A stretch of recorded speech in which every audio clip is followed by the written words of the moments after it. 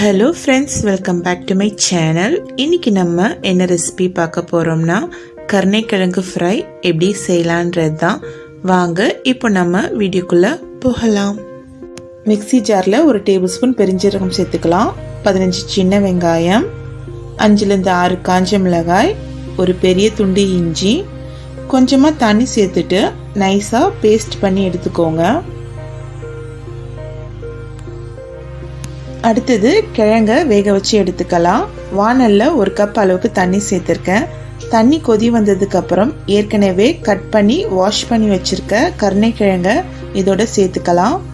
1/4 table spoon மஞ்சத்தூள் சேர்த்துட்டு முக்கால்வாசி கிழங்க வேக வச்சு எடுத்துக்கோங்க. கிழங்கு வெந்ததுக்கு அப்புறம் தண்ணியை வடிகட்டி எடுத்துக்கலாம்.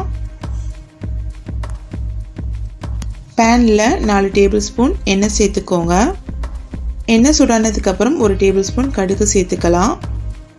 இதோட ஒரு கொத்து கருவேப்பிலை சேர்த்துட்டு வதக்கி விட்டுடுங்க.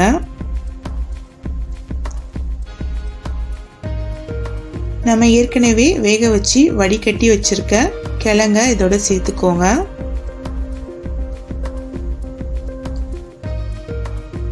ரெடி பண்ணி வச்சிருக்க பேஸ்ட்டையும் இதோட சேர்த்துக்கலாம். தேவையான அளவு உப்பு சேர்த்துக்கோங்க. சேர்த்ததுக்கப்புறம் கிழங்கோட சேர்த்து மிக்ஸ் பண்ணி விட்டுடுங்க.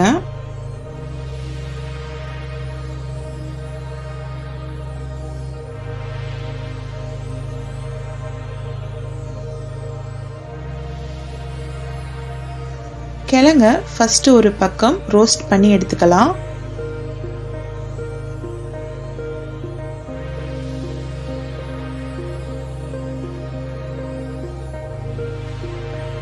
ஒரு பக்கம் ரோஸ்ட் ஆனதுக்கு அப்புறம் கிழங்க மறுபக்கம் பெரட்டி விட்டுடுங்க.